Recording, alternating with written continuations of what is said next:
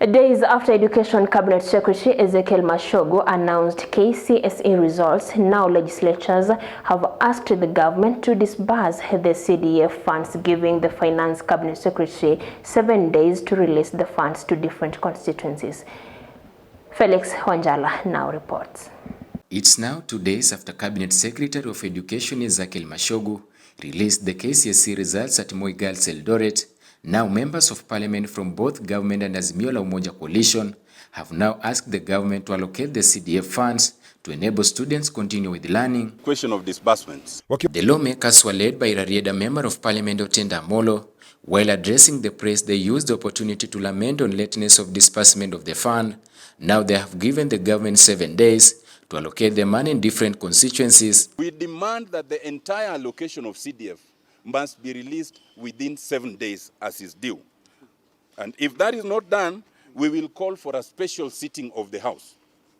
When we call for a special sitting, secondly, we will then draft appropriate motions against the CS Treasury and against the CDF board or any such other entity as we may determine at the time.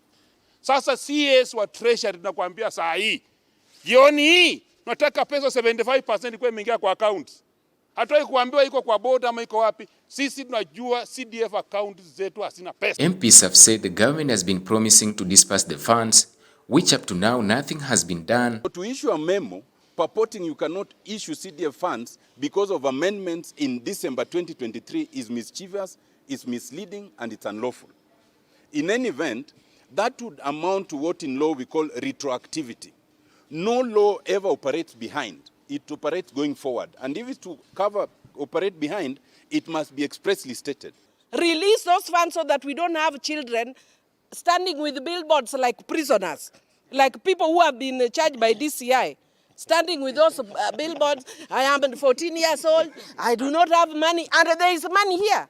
Please release the money we need to let our children go to school. On the other hand, the legislators have accused the Cabinet of Treasury Njuguna Ndung'u for misleading the Speaker of the National Assembly, Moses Wetangula, on the disbursement of the funds. We want our funds released because by delaying disbursement of funds is one way of saying you want to undermine the authority of Parliament and more so weaken the roles of members of Parliament. We are telling government, nawaambia leo, kwamba sisi hatutaki Kiswahili, hatutaki Kiingereza ya CS.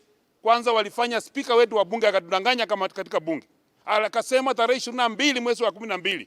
CS walimpatia statement. Tarehe 20 mwezi wa 12 tuliambiwa na speaker wa bunge kwamba pesa itakuwa hit the accounts ya constituencies zetu. On December last year, President William Ruto gave a promise to the members of Parliament after they threatened to sabotage government's plan. These false statements lead citizens to think that MPs have received money and they are sitting on it.